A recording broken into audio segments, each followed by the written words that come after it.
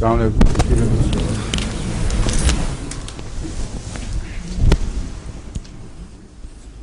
آج تو اور بھی کافی نئے طالب علم آ گئے ہیں ماشاء اللہ. ہاں کیا حال ہے آپ کی صحت کا ڈاکٹر صاحب؟ ٹھیک ہے جی بتائیے. کافی پریشر ہے کام کا آپ کے اوپر کہ نہیں؟ ٹھیک ہے جی اتنا زیادہ تو نہیں. ہاں ٹھیک ہے جی. کوئی مریض میں بھیجتا رہا ہوں آپ کے پاس جن کو بڑی تفصیل سے دیکھنا جی ضروری تھا. جی بہتر ہوں. آپ نے دیکھا جی دیکھا. وہ علاج تجویز ہو گیا؟ جی مجھے نقل نہیں بھیجی. میں یہ بھی تاکید کی تھی اچھا جن کو میں خاص طور پر بھیجوں ان کی علامتوں کا خلاصہ بہتر جی. تیار بھی کریں اور ساتھ مجھے اپنی تشخیص کی نقل بھیجیں. بہت بہتر جی. ہاں بہت بہتر جی. کیونکہ ان سے میں نے وعدہ کیا کہ اگر کوئی فائدہ نہ ہو تو پھر میں براہ راست ان کا علاج کروں گا. بہت بہتر جی. بہت بہتر جی. اور شافی کا کیا حال ہے؟ شادی ٹھیک ہے جی. ہاں کیا نکلا اس کو؟ حضور اس کو جنرل کالو کی کہہ رہے ہیں. وہ تو کہہ رہے ہیں کوئی خاص اس میں کی جو آپ نے دوا دی اس کو فرق نہیں پڑا تھا اس سے؟ بعد میں حضور اس کو لائسنس دی تھی 200 میں کیونکہ اس کے ڈاکٹر نے ڈائگنوز کیا تھا کہ شاید اووریز میں پین ہو رہی ہے اور لیفٹ سائڈ میں تھی اور کچھ سمٹم بھی اس کے اس طرف سے نکل رہے تھے. تو لیکسس دینے سے اس کو فائدہ ہوا ہے حضور. بعد میں پھر آپ کا جب نسخہ وہ اس کا اپینڈکس کا وہ بھی دیا تو کل تک وہ ہلکی ہلکی پین بتا رہی تھی لیکن آج الحمدللہ بالکل بہتر ہے. اگر اس کی دائیں طرف درد نہیں تھی بائیں طرف تھی جی تو خالی لیکسس کی وجہ آدمی کا لیکسس لیڈم ملا کر بہت فائدہ مند ثابت ہوتا ہے, جلدی فائدہ دیتا ہے. آپ نے کہا اکیلی صرف دی تھی شروع میں. اکٹھے دینا اچھا چاہیے. اکٹھے دینا. ٹھیک ہے جی. اچھا آپ شروع کریں پھر. جی دوائیں جو باقی رہتی ہیں ان کی تیاری تقریباً مکمل ہو گئی ہے اور اب انشاءاللہ کوشش کریں گے کہ جلد از جلد اس کو ختم کریں, دوسری جلد تیار ہونی شروع ہو جائے. پھر ہم واپسی کے سفر والا حصہ جو نامکمل چھوڑ دیا تھا اس کی طرف واپس آئیں گے پھر انشاءاللہ. اول تو اب جو نئی جلد بنانی ہے اس سے پہلے جو ہمارے نوٹس ہیں نا ان میں آپ اپنی ٹیم کو, اسی ٹیم کو جس نے تیار کی ہے اپینڈکس تیار کیا ہے, ان سے کہیں کہ آپ جو نوٹ تیار کرتی ہیں اس کے بازو پہ حاشیے میں ہر جگہ جہاں جس مرض کی بات ہو رہی ہے اس کا نام لکھتے چلے جائیں, یا جس عضو کی بات ہو رہی ہے مثلا گردہ, ذہن, دماغ, سر, اور اسی طرح اگر امراض میں رومٹزم ہے تو بائی کی دردیں یا جو بھی نام آپ نے رکھنا ہے, اور جگر کی خرابیاں, آنکھ کی تکلیف, اس قسم کا حاشیے پر ایک ایک لفظ آنا شروع ہو جائے تو وہی آئندہ ہمیں اپینڈکس بنانے میں مددگار بھی ہوگا, اور اسی طرح اگر چھپ جائے تو دیکھنے والوں کے لیے بھی آسانی پیدا کرے گا. جب وہ اپینڈکس دیکھ کر اس سے واپس آئیں گے ان صفوں پر فوراً پتہ لگ جائے گا کہ کس چیز کی مجھے تلاش ہے وہ کہاں ہے. اور یہ جو پہلے کتاب چھپ چکی ہے اس پر بھی یہی کام شروع کروا دیں. نعیمہ کھوکھر وغیرہ آپ لوگ جو گروپ تھا تقسیم کر لیں کچھ صفحے اور بڑی احتیاط سے اس کے بازو پہ حاشیوں میں لکھنا شروع کر دیں یہ حصہ اس مرض یا اس عضو سے تعلق رکھتا ہے. یعنی فکر رکھنے کی ضرورت نہیں, نام صرف اس کا ہے. وہ جب دوبارہ چھپے گی تو زیادہ واضح ہو جائے گی کیونکہ ابھی بھی لوگوں کو کچھ محنت کرنی پڑے گی وہ ڈھونڈنے کے لیے, لیکن پھر وہ بالکل واضح ہو جائے گی. تیسری یہ احتیاط ضروری ہے کہ بعض دوائیں جو ضمناً آئی ہیں اور پڑھائی نہیں گئی, کتاب میں موجود نہیں, ان کا ذکر وہاں ملتا ہے صفحوں پر, اور وہ نمایاں وہاں چونکہ اپینڈکس میں ان کا نام مستقل دواؤں میں شامل نہیں ہے اس لیے آپ کو صفحہ دینا ضروری ہوگا. اس وقت جلدی کی وجہ سے ہمارے لیے یہ دقت تھی کہ اگر ہم ہر دوا جس کا ذکر آیا ہے اس کا صفحہ دیتے تو صفحے ابھی تیار نہیں تھے. آخری صورت میں کمپیوٹر پہ صفحے لگے نہیں تھے ابھی, اس لیے ہم نے صرف بیماریوں کے ساتھ دواؤں کے نام دیے ہیں اور دواؤں کے عنوان کے نیچے صرف وہی دوائیں ہیں جو 100 یا اس سے کچھ زائد کتاب میں موجود ہیں اس عنوان کے نیچے، لیکن مختلف عنوانوں کے نیچے بعض ایسی دوائیں بھی ہیں اور کافی ہیں جو کتاب کے اندر بطور عنوان موجود نہیں ہیں، مگر بیماری کی بحث میں ضمناً ان کی بات چلی ہے۔ تو یہ جو اپینڈکس ہے اس وقت ہمارا، یہ اس لحاظ سے ناکافی ہے کہ ہر اس دوا کی طرف پہنچنے کا کوئی رستہ نہیں ہے، صفحہ موجود نہیں تھا اور نام صرف ان کے دیے گئے جو مستقل عنوان کتاب میں موجود ہیں۔ مثلا ڈیجیٹیلس اس میں نہیں ہے، اور ڈیجیٹیلس کا ذکر بارہا آیا ہے۔ اب ہم نے جب اپینڈکس تیار کیا تو یعنی جس کو ریپٹری کہہ رہے ہیں، جو بھی آپ کہیں، اس میں ہم ڈیجیٹیلس لکھ نہیں سکتے تھے، کیونکہ ڈیجیٹیلس نام کے نیچے، عنوان کے نیچے کوئی صفحہ ہے ہی نہیں وہاں جس میں ڈیجیٹیلس لکھا ہو۔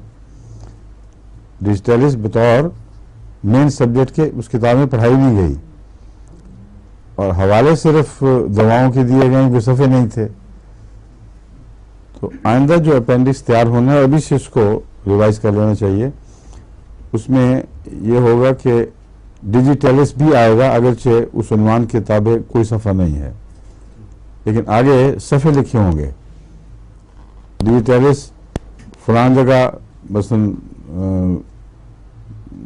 دل کی دوسری دواؤں میں، مختلف دواؤں میں مذکور ہے، تو ہر دوا کا نام لکھ کر اس کو لکھنے کی بجائے وہاں صفحے دے دیں آپ کہ ڈیجیٹیلس فلاں فلاں فلاں فلاں صفحے پہ پائی جاتی ہے۔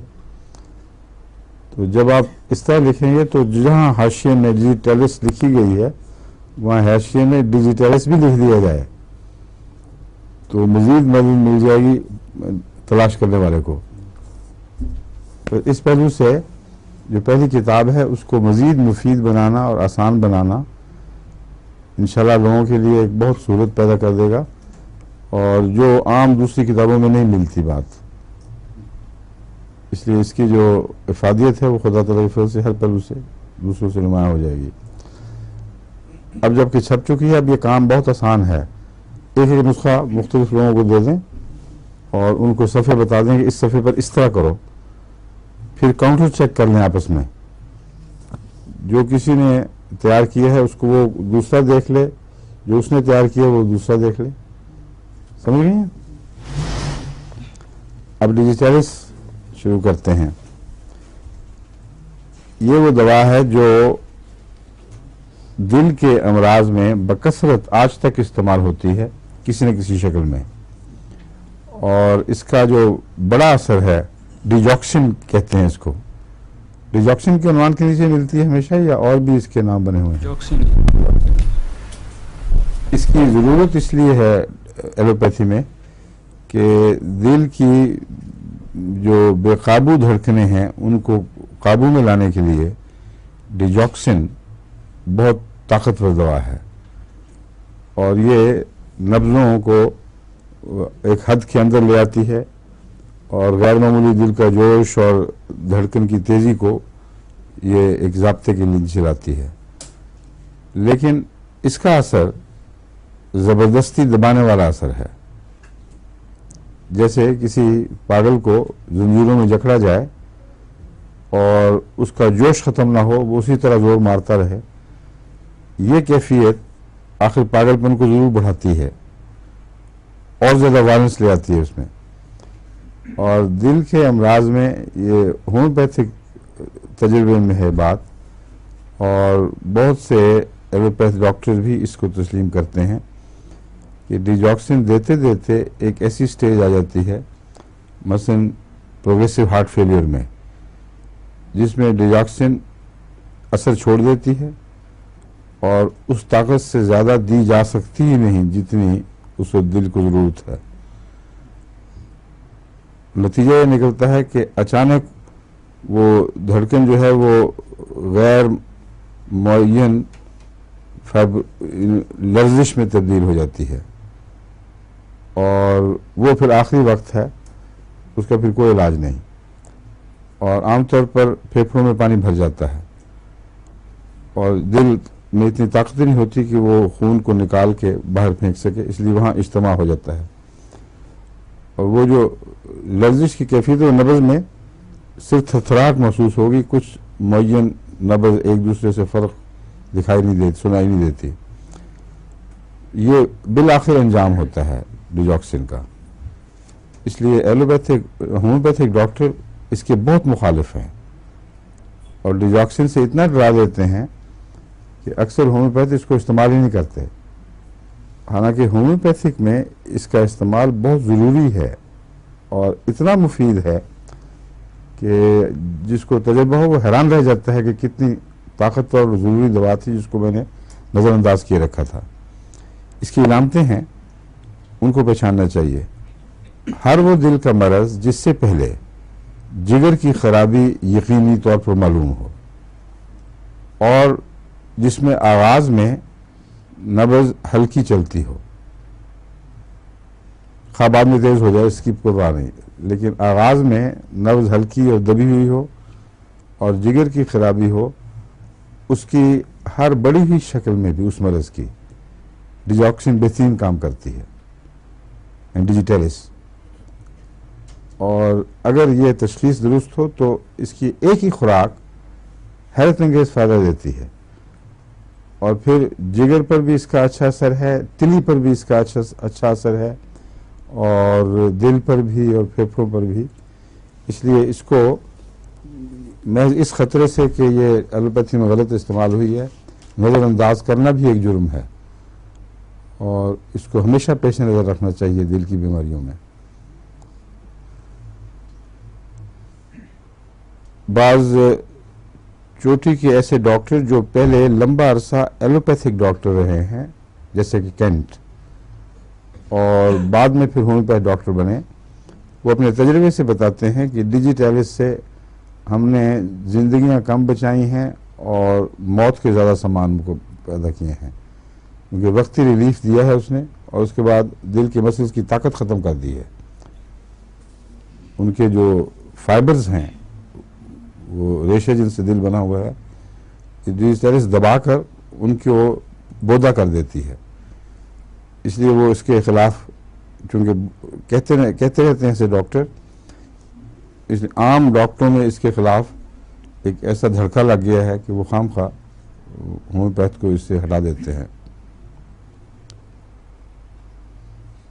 ڈیجیٹیلس میں یاد رکھیں کہ اس میں بخار نہیں ہوتے، یعنی بخار نہیں پائے جاتے، اس لیے شاذ کے طور پر ڈیجیٹیلس وہاں ضرورت پڑے گی اس مریض میں جہاں بخار بھی ہو، مگر عموماً یہ بخاروں کی دوا نہیں ہے. اور آغاز میں ڈیجیٹیلس کا مریض، جیسا کہ میں نے بیان کیا ہے، ہلکی نبض والا ہوتا ہے یا تیز نبض کے، اس کا میران سست نبض کی طرف ہوتا ہے، اور لیور کی انوالومنٹ لازمی حصہ ہے، اس میں دکھن بھی ہوتی ہے اور انلارجمنٹ بھی پائی جاتی ہے.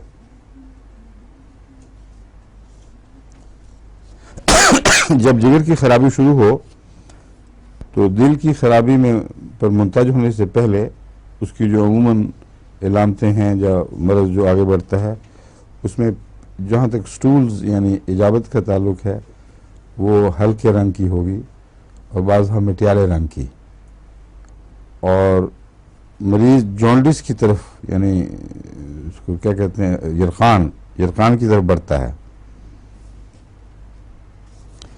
ایک اور علامتوں کا مجموعہ جو اس میں دکھائی دیتا ہے وہ ہے معدے کے اندر جس طرح سلفر 11 بجے ہوتی ہے، یا سیپیا میں یہ علامت پائی جاتی ہے کہ جیسے سب کچھ غائب ہو گیا، معدے سے نیچے کی طرف اتر گیا ہے. گون سنکنگ فیلنگ کہتے ہیں اس کو. دل ڈوبنے کا احساس تو معروف ہے، لیکن معدہ ڈوب رہا ہے یہ احساس غیر معلوم، عام طور پر نہیں ملتا.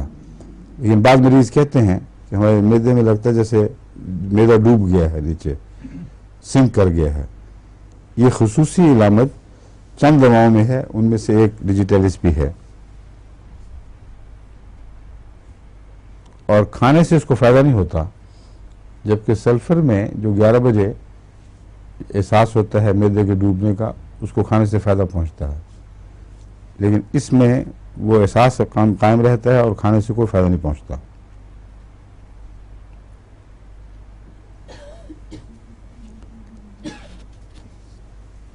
بعض ڈاکٹرز کا خیال ہے کہ یہ معدے کی تکلیف ہی نہیں ہے، یہ دل کی سنکنگ ہے، دل کا ڈوبنے کا احساس ہے جو معدے کی طرف ریفر ہو جاتا ہے، اور یہ ایک مسلمہ حقیقت ہے جو دونوں سکولز میں یعنی ایلوپیتھک اور ہومیوپیتھک میں تسلیم شدہ ہے کہ بسا اوقات دل کی تکلیف معدے میں یا اس کے نیچے بائیں طرف انتڑیوں کے اوپر کے حصے میں محسوس ہوتی ہے، اور اتنی نمایاں محسوس ہوتی ہے اس مقام پر کہ دل کا بعض دفعہ بڑے ماہر ڈاکٹروں کو بھی خیال نہیں آتا کہ یہ دل کی تکلیف ہے۔ اسی طرح دل کی تکلیفیں بھی معدے کی تکلیفیں بھی بعض دفعہ دل میں محسوس ہوتی ہیں اور آپ دل کا علاج کرتے رہتے ہیں، حالانکہ دل کا کچھ بھی اس میں قصور نہیں ہوتا۔ تو یہ انٹرچینجبل ہیں علامتیں، اس لیے یہ درست معلوم ہوتی ہے بات جس نے بھی لکھی ہے کہ یہ جو سنکنگ ہے یہ معدے کی ہے ہی نہیں، یہ دل کی سنکنگ ہے جو محسوس معدے میں ہوتی ہے، اس لیے آپ کھانا کھائیں گے یا مریض ایسا کھانا کھائے گا تو اس کی تکلیف بڑھے گی، کم نہیں ہو سکتی کھانے سے، کیونکہ جب یہ احساس دل کی وجہ سے ہو تو کھانا معدے پر بوجھ ڈالتا ہے، دوران خون اس طرح بڑھتا ہے اور دل کی تکلیف میں اضافہ ہوا کرتا ہے۔ تو یہ اس کی پہچان بن جاتی ہے ایک کہ اگر سنکنگ ہے اور کھانے سے فائدہ نہیں ہو رہا تو معدہ ہے ہی نہیں، پھر آپ کو سوچنا چاہیے کہ وہ مرض جو جگر سے شروع ہوا تھا دل کی طرف منتقل ہو چکا ہے۔ اس میں نیند بڑی بے چین رہتی ہے کیونکہ اس میں خوابیں بڑی خوفناک آتی ہیں۔ خوابوں میں عام نائٹ میئرز بھی ہیں جو خوفناک نظارے اور بھاگنے کی کوشش، مگر جسم بھاگ نہیں سکتا، جسم کی طاقت سلب ہو جاتی ہے، اور یہ جو احساس ہے یہ بہت زیادہ خوف کو بڑھا دیتا ہے۔ وہ چیز ہے جس سے آدمی بھاگنا چاہتا ہے مگر کوئی طاقت نہیں۔ اس کے علاوہ اس میں گرنے کی خوابیں بھی ہوتی ہیں کہ میں بلندی سے نیچے گر رہا ہوں، اور یہ جو چیز ہے وہ سنکنگ کے ساتھ تعلق رکھتی ہے میرے نزدیک۔ وہ جو دل کے ڈوبنے کا احساس ہے وہ خواب میں جسم کے گرنے کے احساس میں تبدیل ہو جاتا ہے۔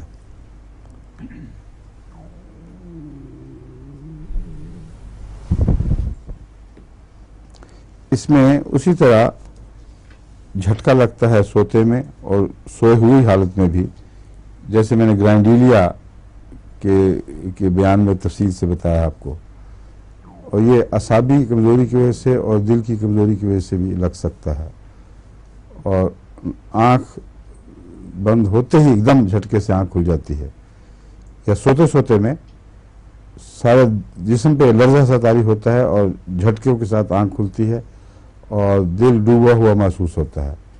بعض بھائی یہ لگتا ہے کہ ذرا سی حرکت سے بھی جان نکل جائے گی۔ یہ علامت ڈیجیٹیلس میں بھی پائی جاتی ہے۔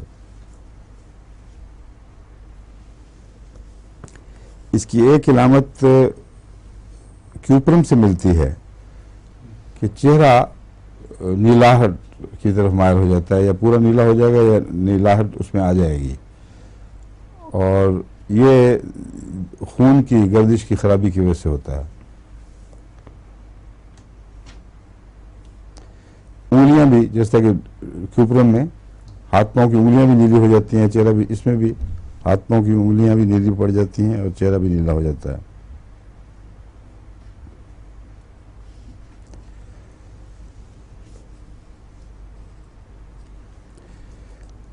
اور یہ یاد رکھیں شروع میں نبض آہستہ ہوتی ہے، پھر تیز بھی ہو جاتی ہے۔ ڈیجیٹیلس کو آپ رول آؤٹ نہیں کر سکتے کہ کیوں نبض تیز ہے اس لیے ڈیجیٹیلس نہیں دینی۔ ہسٹری، اس کی تاریخ امپورٹنٹ ہے۔ اگر آغاز مرض میں جگر خراب تھا اور نبض ہلکی تھی تو خواہ کتنی تیز بھی ہو جائے ڈیجیٹیلس ہی اس کا علاج ہے۔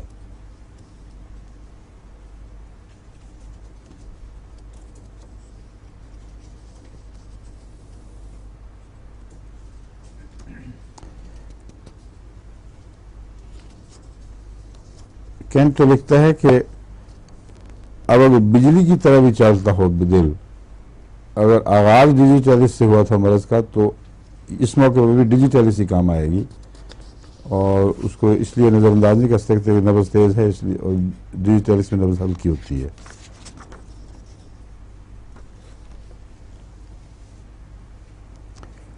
اور اس کے نبض میں کمزوری بھی بہت پائی جاتی ہے،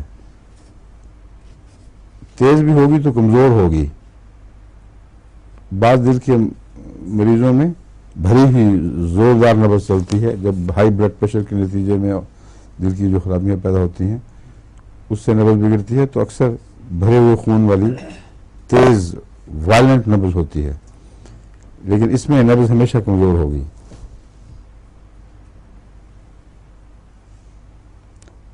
آرسنک میں نبض پتلی ہوتی ہے لیکن کمزور اس طرح نہیں ہوتی۔ محسوس کرنے سے ہر آدمی کو اگر غور سے نبض دیکھنے کی عادت ہو، پتہ لگ جاتا ہے جیسے پتلا دھاگا تیز تنا ہوا ہو، اس کا پتلا پن محسوس ہوتا ہے نبض کا، لیکن اس میں تیزی ہے اور جھٹکا بھی زوردار ہے، اور اس میں وہ کمزوری نہیں جو ڈیجیٹیلس میں ہے۔ اس میں نبض موٹی بھی ہوگی، یعنی پھیلی ہوئی دکھائی دے تبھی بھی بہت کمزور، اور پتلی ہوگی تبھی بھی کمزور ہوگی۔ یہ ڈیجیٹیلس کی علامت ہے۔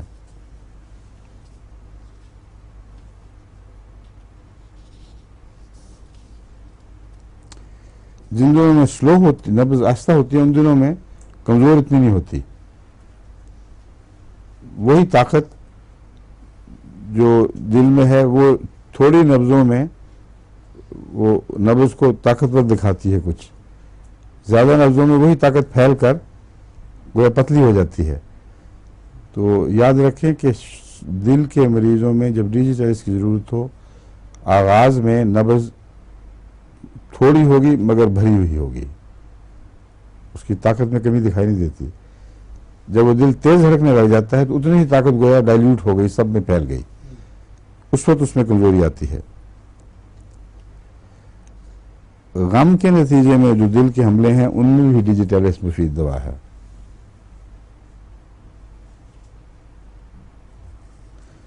جو دل کے احساسات ہیں ان میں ایک یہ بھی ہے کہ جیسے دل فلٹر کرنے لگ گیا ہے، پھڑپھڑانے لگ گیا ہے، اور ایک یہ بھی احساس ہے جیسے اچانک چلتے چلتے کھڑا ہو گیا تھا، اور یہ کئی مریض بتاتے ہیں، یہ کوئی اجنبی بات نہیں ہے، روزمرہ کے تجربے میں آتی ہے۔ مریض آگے کہتے ہیں کہ ہمیں لگتا ہے کہ دل چلتے چلتے ایک دم کھڑا ہو گیا، پھر چل پڑا۔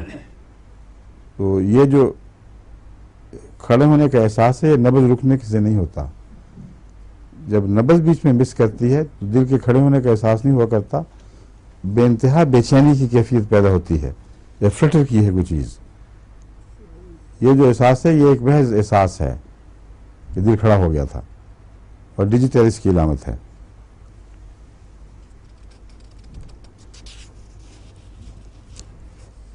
کھانسیوں میں ڈیجیٹیلس صرف اس وقت مفید ہوگی جب وہ دل کی کھانسی ہوگی، ورنہ پھیپھڑوں والی کھانسی میں ڈیجیٹیلس کا، یا گلے کی کھانسی میں ڈیجیٹیلس کا کوئی تعلق نہیں۔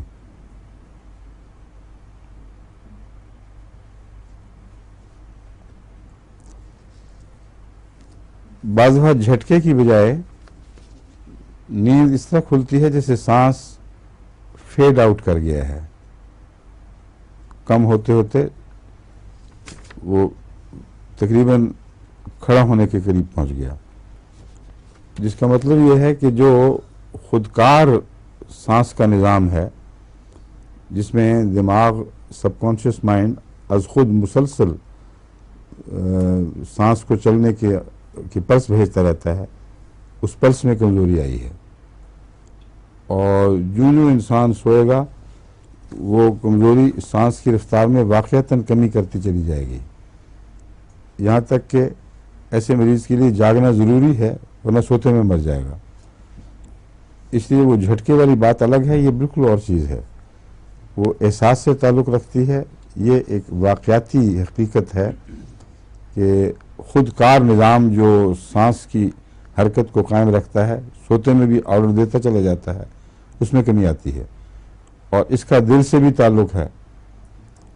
یہی دو شاخہ ایک دل کو بھی پہنچتا ہے، تو دل کی وجہ سے بھی یہ کیفیت سانس میں منتقل ہو سکتی ہے، اور سانس کی کیفیت چونکہ آخری مرکز وہی ہے خودکار حرکت کا، ادھر منتقل ہو سکتی ہے۔ بس دل کی گہری بیماری کی نشانی ہے یہ کہ سوتے سوتے، یعنی کبھی کبھی اتفاقاً یہ محسوس ہوتا ہے معدے کے مریضوں کو بھی کہ سوتے سوتے سانس آہستہ ہو گیا، لیکن وہ ہوتا ہے ڈایافرام کے پریشر کی وجہ سے۔ ڈایافرام جب دباؤ ڈالتا ہے ہوا کی وجہ سے اوپر، تو اس سے سانس کم ہو جاتا ہے، اور جو دباؤ ہے اس کا سانس پھیپھڑے کے اوپر، اس کی وجہ سے رفتہ رفتہ کم ہوتے ہوتے پھر آنکھ کھل جاتی ہے۔ لیکن یہ جو میں بات کر رہا ہوں بالکل مختلف ہے، یہ آف اینڈ آن والی بات نہیں، کبھی ہو گئی کبھی نہ ہوئی۔ ڈیجیٹائلس کا مریض جب اس حالت کو پہنچے گا تو تقریباً اس کی یہ مستقل حالت بن جاتی ہے، اور اس کے لیے لازم ہے کہ ڈیجیٹائلس کے ذریعے اس کا علاج کرنے، ورنہ وہ راتوں کو جاگے گا، بے چین رہے گا، اور ہمیشہ جب بھی سوئے گا آہستہ آہستہ سانس اپنا کام کرنا چھوڑ دے گا۔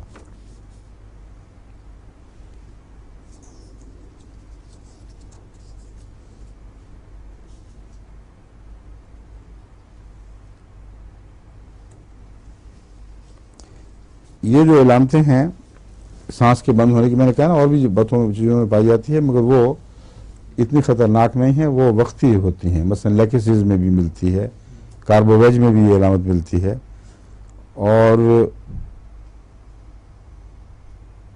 فاسفورس میں بھی ہے، لیکن اس فاسفورس میں نہیں جو میرے سامنے لکھا ہوا ہے۔ یہ لکھا ہوا ہے فاسفورس FPHAOPHORUS اس لیے احتیاط کروائیں اس میں۔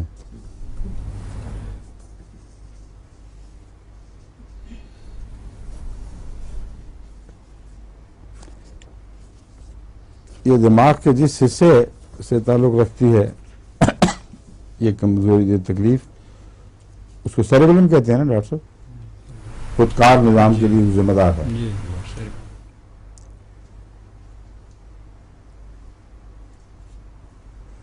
اچھا، ایک چیز ایسی ہے جس کی طرف بہت کم دھیان جاتا ہے، اور ڈیجیٹائلس کو دل کے ساتھ اور خصوصاً ان علامتوں سے ایسا باندھ دیا گیا ہے کہ پروسٹیٹ کی تکلیفوں میں اس کو عام طور پر ہونے پر سوچتے بھی نہیں، حالانکہ عمر کے ساتھ بڑھتی ہوئی پروسٹیٹ کی کمزوریاں جو کینسرس نہ ہوں، ان میں ڈیجیٹائلس سے زیادہ طاقتور اور کوئی دوا نہیں ہے، اور ڈیجیٹائلس کو استعمال لازماً کرنا چاہیے۔ اگر یہ فائدہ نہ دے پھر دوسری طرف آپ منتقل ہوں۔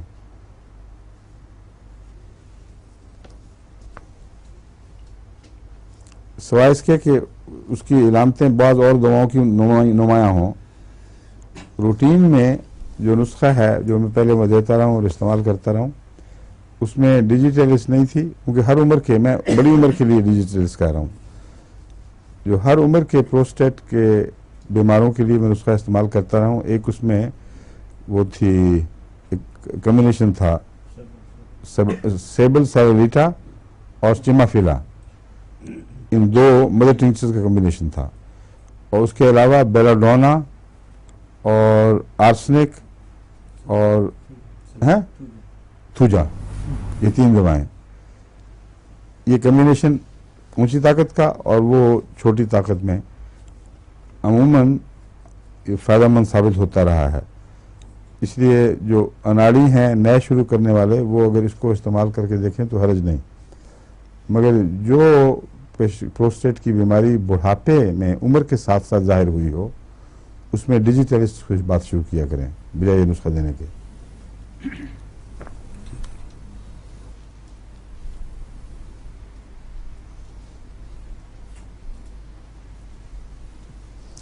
اور اس میں ایک عجیب بات یہ بھی بیان کی جاتی ہے کہ جو آہستہ آہستہ کمزوری سے وہ پروسٹیٹ گلینڈ پھیل جاتا ہے، اس کو غدہ قدامیہ کہتے ہیں، وہ ڈیجیٹائلس کے اثر سے وہ سکڑنا شروع ہو جاتا ہے اور اپنے نارمل سائز پہ آ جاتا ہے۔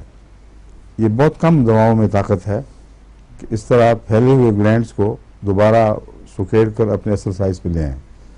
اور اس لیے ڈیجیٹیلس کو چھوٹی طاقت میں اور لمبے عرصے تک استعمال کرنا چاہیے. 30 میں مثلاً بجائے اس کے کہ 200 یا 1 لاکھ دیں، آہستہ آہستہ اثر کرنے والی جو اثر پذیر دوائیں ہیں، بیماریاں ہیں، ان کو زیادہ اونچی طاقت میں دواؤں سے فائدہ نہیں پہنچے گا. تو آہستہ بڑھنے والی امراض ہیں، ان میں عمومی یہ پالیسی اختیار کرنی چاہیے کہ چھوٹی طاقت میں لمبے عرصے تک دوائیں دیتے رہیں اور پھر کچھ عرصے کے بعد طاقت بڑھاتے رہیں. تو ڈیجیٹیلس میں جو میں نے استعمال کی ہے وہ تو صرف 30 میں کی ہے، کبھی اونچی کی ضرورت نہیں پڑی. مگر اگر کسی کے پاس ایسا مریض ہو جو کچھ فائدے کے بعد کہے کہ اب فائدہ رک گیا ہے، اس کے لیے میں مشورہ دے رہا ہوں کہ ڈیجیٹیلس کو پھر آہستہ آہستہ اونچی طاقت میں بڑھائیں. اس میں بھوک کا فقدان اور پیاس کا بڑھ جانا یہ بھی اس کی خاص علامت میں سے ہے. اور اس میں جو بھوک کا فقدان ہے اس کی ایک وجہ اس کی کولچیکم سے مشابہت ہے. کولچیکم میں کھانے کی بو سے متلی شروع ہو جاتی ہے، اور اس میں بھی یہ بات ہے. ڈیجیٹیلس میں کھانے کے گھر میں جو عام بو اٹھتی ہے، بجائے اس سے کہ اس سے بھوک بڑھے، اشتہا پیدا ہو، جو پہلی تھوڑی سی بھوک تھی وہ مٹ جاتی ہے. اس لیے ڈیجیٹیلس میں پیاس بڑھے گی اور بھوک آہستہ آہستہ کم ہوتی چلی جائے گی، یہاں تک کہ بالکل کچھ کھانے کو دل نہیں چاہے گا، صرف پانی پینے کو دل چاہے گا.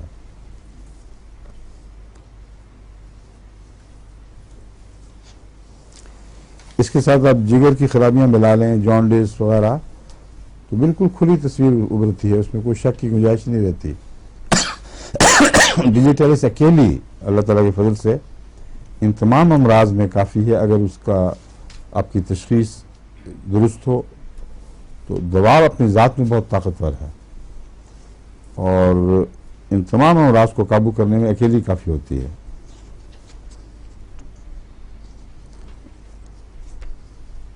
جگر کے آغاز کی تکلیفوں کے آغاز میں اس حصے پر ہاتھ کا دباؤ جو ہے وہ تکلیف دیتا ہے، اور جب بھی ایسا مریض ہو جس کے پیٹ میں عمومی تکلیف یا اس میں رفتہ رفتہ اجابت کا رنگ بدلنا شروع ہو جائے تو یہاں دبا کر دیکھنا چاہیے جگر کے مقام پر. وہاں کی دکھن ضرور دبانے پر محسوس ہوگی.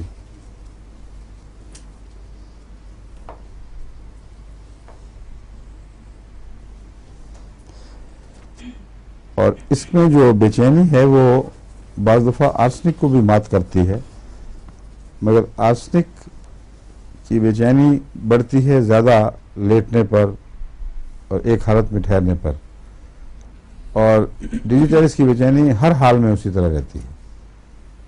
چل رہا ہو، لیٹا ہوا ہو، اٹھا ہو، بیٹھا ہو، دائیں کروٹ بائیں کروٹ، کسی بھی جسمانی حالت میں ڈیجیٹیلس کی بے چینی کم نہیں ہوتی، کیونکہ یہ دل کی بڑی ہوئی مرض ہے، اور اس پہ پھر وہ بڑے بھاری اوپیٹس دیتے ہیں ڈاکٹرز تاکہ مریض کے احساسات کو مار دیں یا بجھا دیں، اور کوئی چارہ نہیں ہوتا. اس لیے ایسے مریضوں کو میں نے دیکھا ہے بڑی تکلیف دہ حالت میں عام طور پر ان کی جان نکلتی ہے. اللہ رحم فرمائے. یہ ہماری راضیہ نہیں ہے، آج نہیں آئی ہوئی، ڈاکٹر صاحب ہمارے خواجہ صاحب کی بیگم، ان کے ابا جان کو بھی پروگریسو ہارٹ فیلئر تھا، اور جب مجھے بلایا ہے تو اس وقت وہ خود چونکہ ڈاکٹر تھے، انہوں نے مجھے خود کہہ بھی دیا کہ یہ میرا تو جو حال ہے یہ ڈیجاکسن نے بنایا ہوا ہے. آہستہ آہستہ مجھے ڈوز بڑھانی پڑی، یہاں تک کہ اب اچانک دل پھڑپھڑا اٹھا ہے اور کچھ بھی دوا اس پہ اثر نہیں کرتی. بڑی تکلیف تھی حالت میں، سانس تیز لیکن چین نہیں، دل پھڑپھڑا رہا ہے، بے چینی، کسی کروٹ چین نہیں لینے دیتی. تو بہت تکلیف دہ انجام ہوتا ہے ایسے مریضوں کا. جو بھی میرے بس میں دوائیں تھیں وہ میں نے دیں، اس سے ایک فرق ہوا کہ اللہ کے فضل سے کچھ ان کو چین ملا، اور آخری حالت اتنی بے چینی کی نہیں تھی.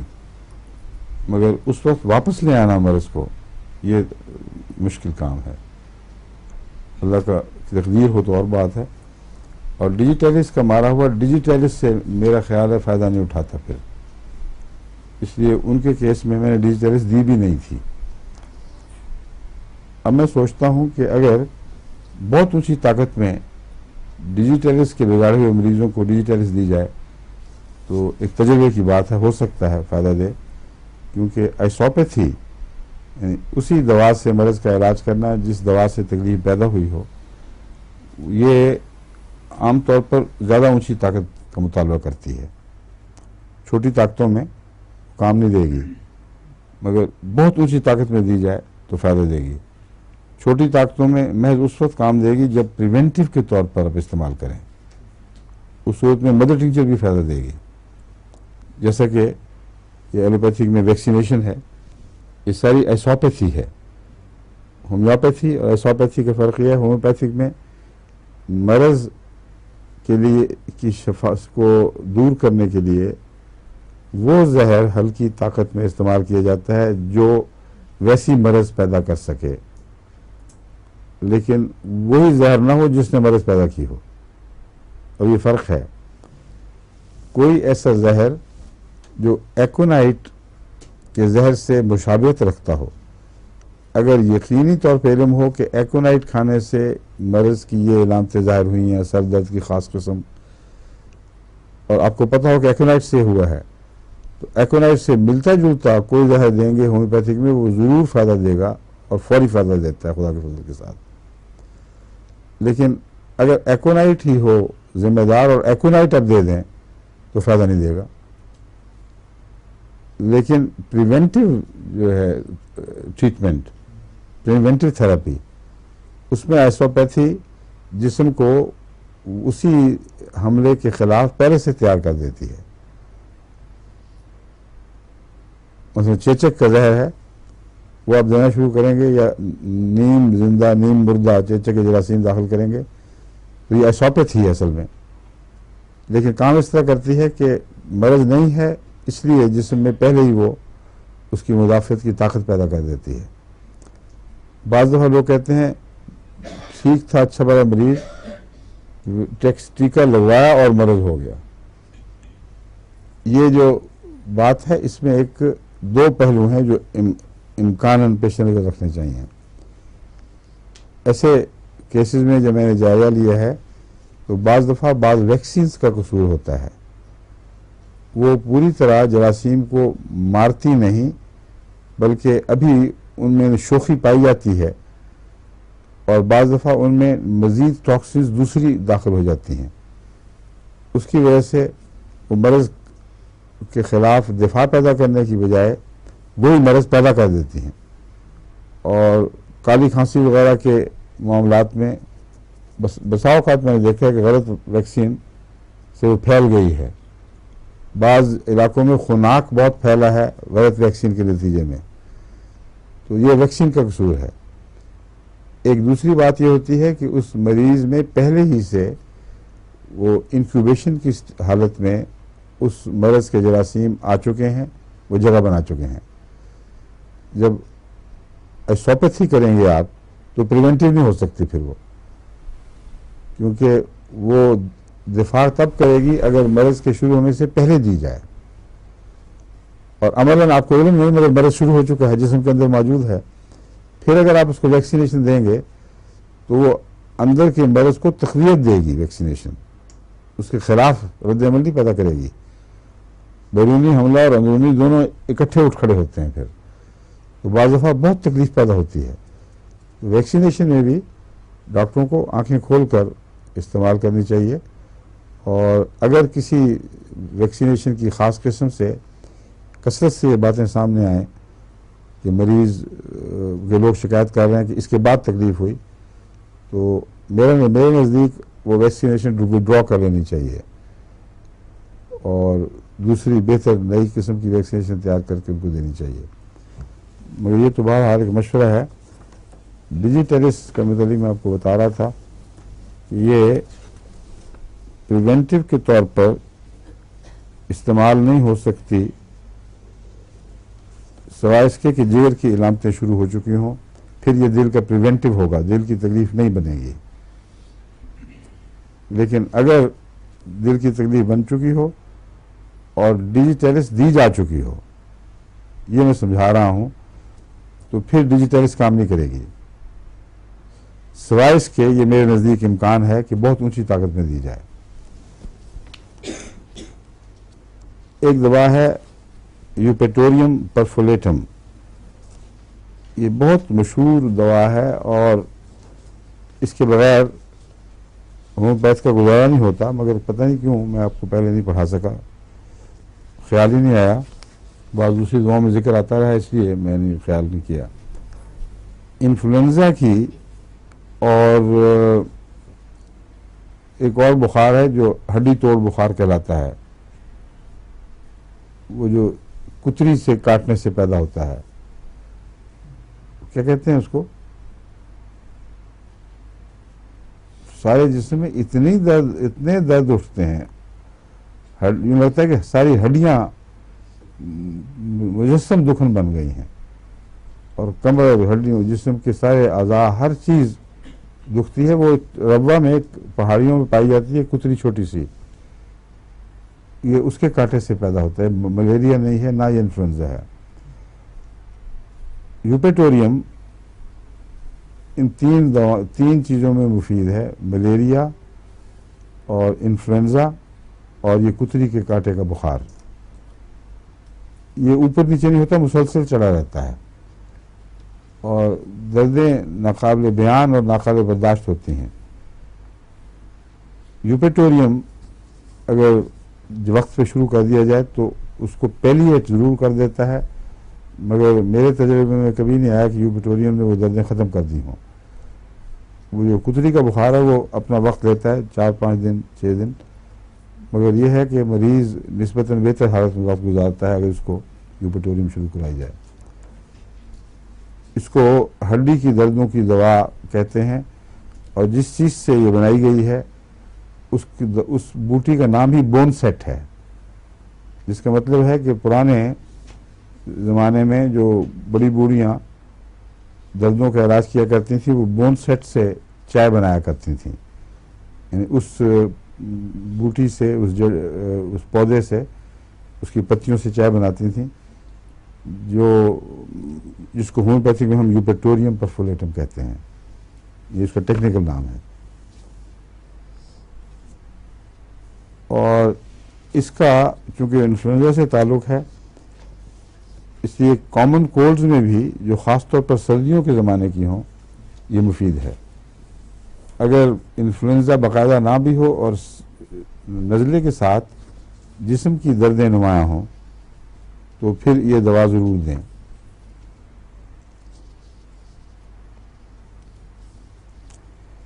اور اس میں نزلے کے ساتھ کم سے کم سر درد ضرور ہوگا،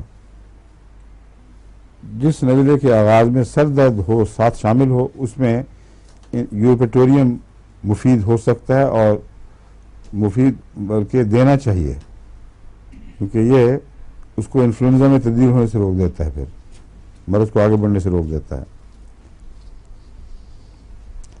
اور سردی کا احساس ہڈیوں کی دردوں کے ساتھ اس میں ہمیشہ پایا جاتا ہے، جو ملیریا کا طرف بھی دماغ کو منتقل کرتا ہے، اور ملیریا میں یہ مفید دوا ہے۔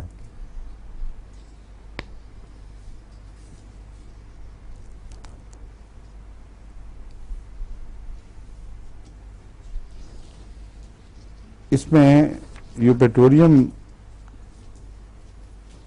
جس نزلے میں کام آتا ہے، اگر یوپیٹوریم اس میں نہ دیا جائے تو بسا اوقات وہ نزلہ چھاتی پر گر کے اس کو اتنا معوف کر دیتا ہے کہ نمونیا میں تبدیل ہو جاتا ہے۔ اس لیے بھی شروع میں ہی پہچاننا ضروری ہے کہ یوپیٹوریم کا کیس ہے کہ نہیں۔ نزلے کے ساتھ جسم کی دردیں ہوں اور خصوصاً اگر سر درد ہو تو نزلے کے لیے عام نزلے کی دواؤں کے علاوہ یوپیٹوریم کو ضرور استعمال کرنا چاہیے۔ اور سب سے زیادہ سخت حملہ اس کا کمر پر ہوتا ہے، اور لگتا ہے کہ کمر ٹوٹ جائے گی، اور چونکہ مجھے کتری کا بخار ہو چکا ہے ربوہ میں، اس لیے مجھے ذاتی تجربہ ہے کہ کیا بلا ہے یہ چیز۔ नाकाबिल यकीन है कि कमर की दर्द ऐसी भी हो जो लगे कि यूँ फट के टूट के अलग अलग हो जाएगी, और सारे जिस्म में हड्डियों में नाकाबिल बर्दाश्त दर्द हैं। अगर वो किसी इंसान में हौसला ना हो तो बच्चे तो फिर चीखते चहाड़ते कामत मचा देते हैं, और कुछ पेश नहीं जाती, कोई चीज़ उनको फ़ायदा नहीं देती सिवाय इसके कि एस्पिरिन वगैरह की बहुत ज़्यादा ताकत दे दी जाती है। मगर मैंने तो एस्पिरिन अपने लिए इस्तेमाल नहीं की, उस वक्त भी नहीं की थी, और होम्योपैथी भी ज़्यादा नहीं आती थी, इसलिए गुजारा ही कर गया। आप ही 5-6 दिन के बाद ठीक हो गया। लेकिन याद रखें कि ये कमर की ये टूटने वाली दर्दें, तोड़ने वाली दर्दें आपको यूपेटोरियम की याद कराएंगी, और नज़ला हो या कोई भी बुखार हो उसमें यूपेटोरियम मुफीद साबित होगा।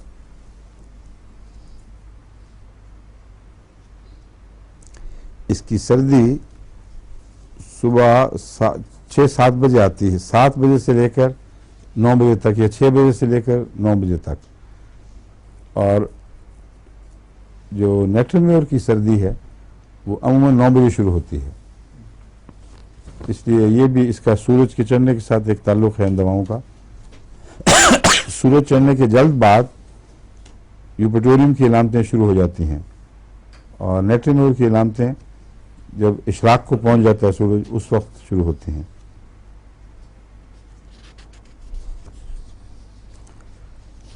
मलेरिया जो वबाई सूरत में ज़ाहिर हो रहा हो उसमें अमूमन यूपेटोरियम की ज़रूरत पेश आ जाती है।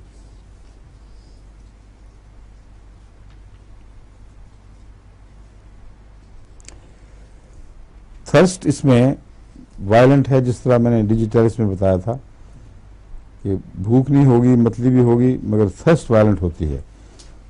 लेकिन मुश्किल यह है कि वो प्यास सर्दी के वक्त भी बड़ी तेज़ होती है, और पानी पीने से सर्दी बढ़ती है, इसलिए ऐसे मरीज के लिए बड़ी मुश्किल है। प्यास बुझाए तो सर्दी बढ़ेगी, लर्जा बढ़ जाएगा, और ना बुझाए तो वो खुद अपनी ज़ात में एक तकलीफ है। सर्दी में पूरे कंबल लिहाफ पूरी तरह लपेट के अपने ऊपर रखता है। ये हर मरीज ही सर्दी में ऐसी बात करता है, कोई ख़ास इसका खासा नहीं है।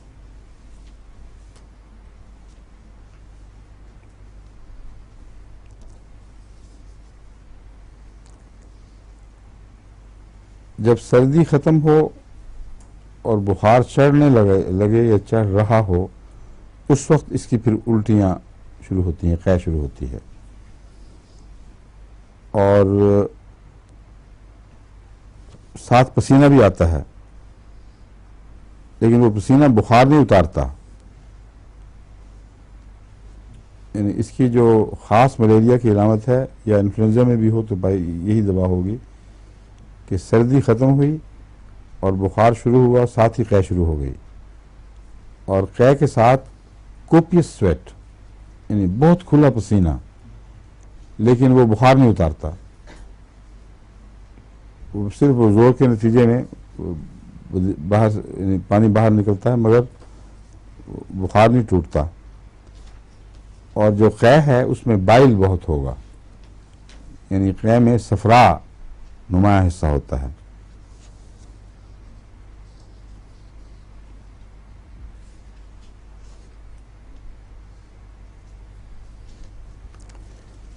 और जितनी ज़्यादा सर्दी लगती है शुरू में, उतनी ज़्यादा गर्मी से जलन महसूस होती है, और जो टेम्परेचर डॉक्टर देखता है वो अगर 103 है तो मरीज़ जो जलन का हाल बयान करता है वो 106 का होता है। इसलिए ये जो एहसास में एक मुबालगा पैदा हो जाता है, ये सर्दी के एहसास में भी है, गर्मी के एहसास में भी है। और वाक़तन उतना सर्द नहीं होगा जितनी सर्दी महसूस करेगा, उतना गर्म नहीं होगा जितना गर्मी महसूस करेगा।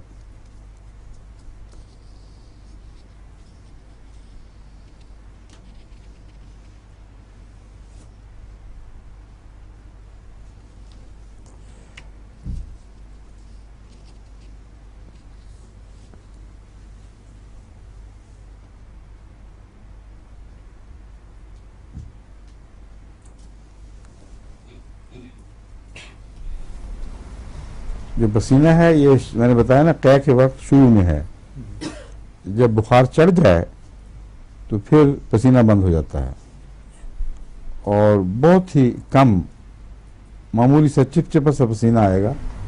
اس وقت جب انسان چاہتا ہے کہ اب پسینہ پھوٹ پڑے، ایک دفعہ بخار ٹوٹے، اس وقت یوپیٹوریم میں پسینہ بالکل غائب ہو جائے گا. تو اس کا پسینہ وہ درمیانی حالت کا وقت کے دور میں ہے جب سردی گرمی میں تبدیل ہو رہی ہے اور قے کی صورت میں ظاہر ہوئی ہے.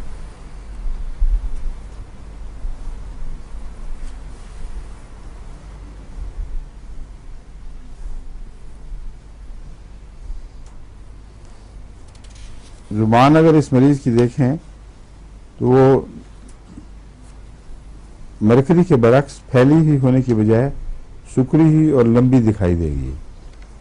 یہ اس کا خاص اثر ہے زبان پر یوپیٹوریم کا.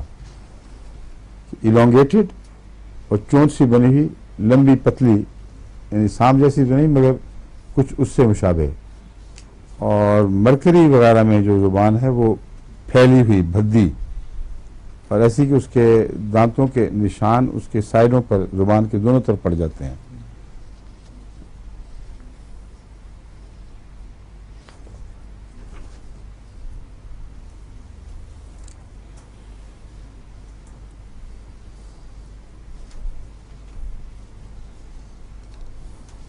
اور عجیب ہے کہ جب آخر اگر بخار ٹوٹتے وقت پسینہ آئے گا تو سر درد پھر بہت ہوگی ساتھ.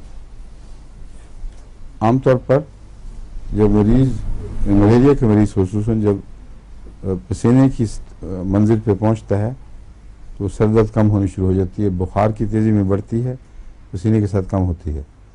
یوپیٹوریم میں پسینے کے ساتھ سر درد کا بڑھنا ایک خاص اس کی علامت ہے.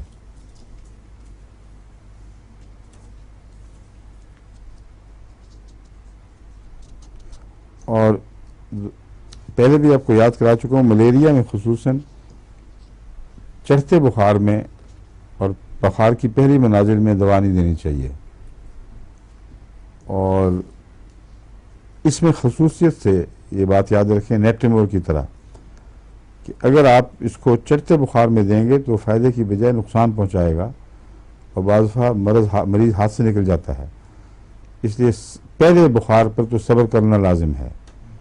اس کا ماتھا اگر تیز بخار ٹھنڈا کریں، جسم ٹھنڈا ہے تو گرم کپڑے پہنائیں اور پہلی دفعہ قہوہ شوا دے کر گزارا کریں.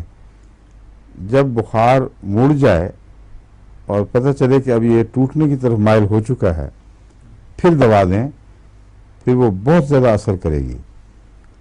اور اگلے بخار کو یا تو بالکل ہی ختم کر دے گی، بخار آئے گا ہی نہیں، یا معمولی آئے گا، صاف پتہ چل جائے گا کہ یہ بخار اب ٹوٹ رہا ہے.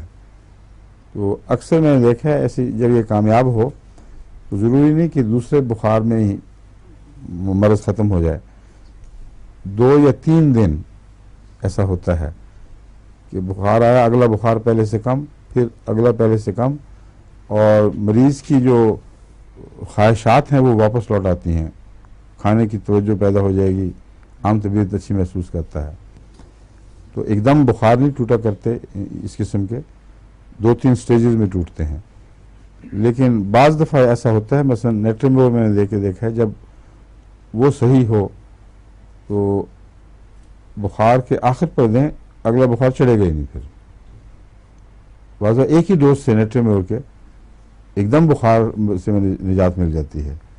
لیکن وہاں تشخیص صحیح ہونی ضروری ہے، اور جیسا کہ میں نے کہا یہ احتیاط کہ آخر پر دی جائے دوا، پہلے نہ دی جائے.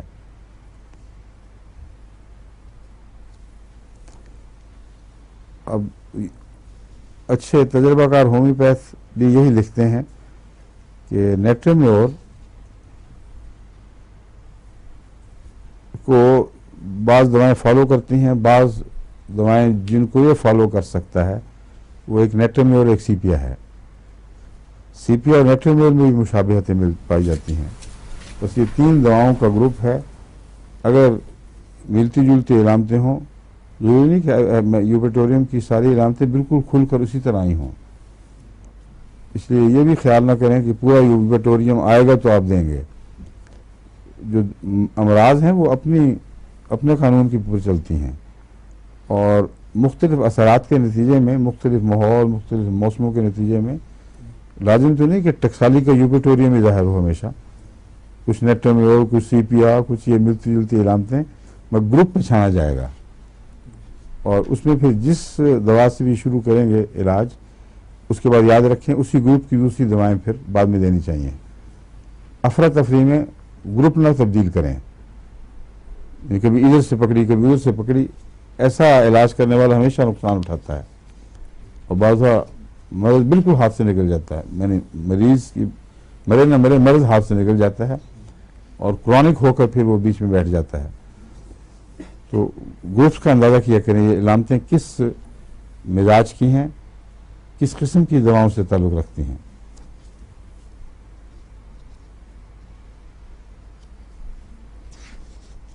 गाउट में भी ये दवा बहुत मुफीद है। गाउट में भी मतलाने वाली सर दर्द नुमाया तौर पर पाई जाती है। इसमें जो चक्कर हैं वो सुबह ज़्यादा हैं और शाम के वक्त कम, जिससे ये अंदाज़ा होता है कि ब्लड प्रेशर गिरता होगा, क्योंकि सुबह के वक्त ब्लड प्रेशर अक्सर गिरा हुआ होता है और ब्लड प्रेशर गिरने से भी चक्कर आते हैं। तो ये इम्कान है, यानी ज़रूरी नहीं कि इसमें ब्लड प्रेशर गिर जाता हो।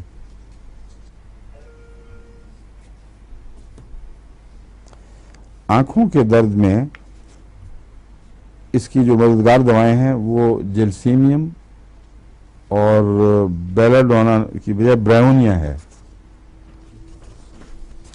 जेलसीमियम और ब्रायोनिया अगर डेलों में दर्द बहुत सख्त हो और यूपेटोरियम अकेला काफ़ी ना हो तो फिर ये दवाएं बाद में इस्तेमाल करके देखनी चाहिए।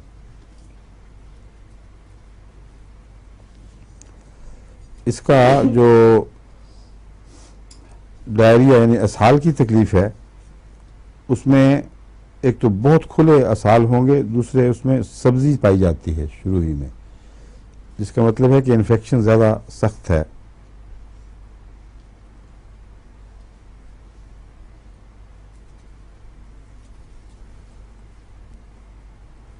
और कुछ देर में थोड़े थोड़े असहाल शुरू होते हैं, यहाँ तक कि एक बहुत बड़ा असहाल रास्ता आता है जो तकरीबन सब कुछ अंदर से खाली कर देता है। उसके बाद फिर कमज़ोरी हो जाती है और कुछ अरसे के लिए असहाल आना रुक जाते हैं और बाज़ दफ़ा उसके मान बाद कब्ज़ हो जाती है। फिर एक दफ़ा जो अंतड़ियाँ खाली हो जाएं, फिर कब्ज़ का दौर आता है। वो कब्ज़ फिर बड़ी तंग करती है, कई दिन तक मुसलसल चलती है।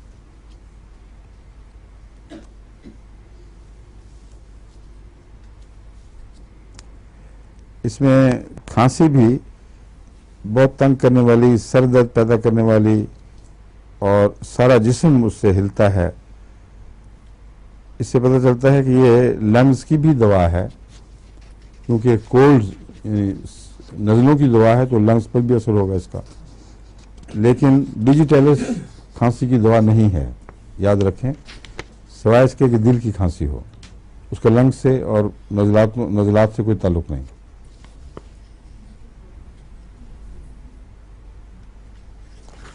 नक्सवामिका की तरह इसमें भी सर्दी से ज़्यादा ज़ूद हिस्सी और सर्दी का मौसम ज़्यादा तकलीफ देता है।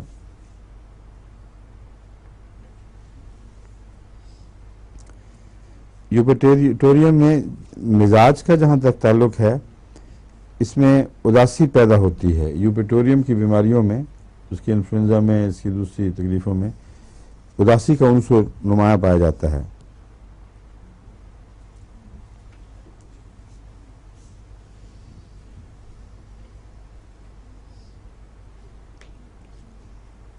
अगर यूपेटोरियम की इलामतें, जिस्म की दर्दें वगैरह जो मैं बयान कर चुका हूँ, ये मौजूद हों और चाइना और आर्सेनिक की इलामतें भी बाज़ दफ़ा इसमें उभरती हैं, तो ऐसी सूरत में यूपेटोरियम की एक और इलामत जो ज़ाहिर होती है, जो मलेरियल बीमारियों में ज़्यादा है, कि जिस्म में वर्में ज़ाहिर हो जाती हैं, पाँव और पिंडलियाँ और बाज़ दफ़ा हाथ पाँव, पेट पर भी वर्म आ जाती है। اور ایسے ورم جو ملیریل یا انفلوئنزا کے نتیجے میں اس دوران ہوں وہ یوپیٹوریم کی طرف ذہن کو منتقل کرتے ہیں. وہ ضروری نہیں ہے کہ دل کے امراض سے ہوں، وہ بسا اوقات جگر کے امراض سے پیدا ہوتے ہیں اور ملیریا کا یا لنگز کے امراض سے، اور اس کا یوپیٹوریم سے تعلق ہے.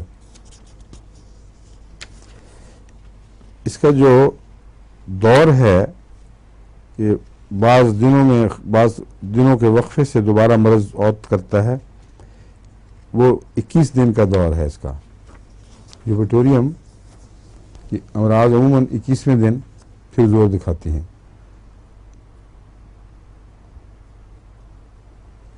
14 دن کی کون سی دوا ہے اور ہفتے کی کون سی دوا ہے؟ سلیشیا ہفتے سلیشیا ہفتے کی، لیکن 14 دن اور ہفتے کی میں بات ہے.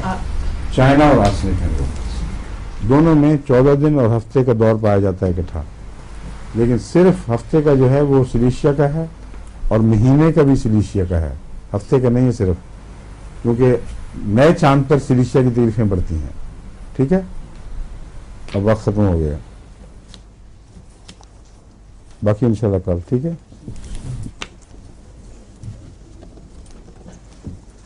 اب اس سال کے اندر ختم کرنے کی کوشش کرنی ہے انشاءاللہ. ٹھیک ہے، اور تیز کریں گے کچھ؟ نہیں ہاں نہیں کریں جی.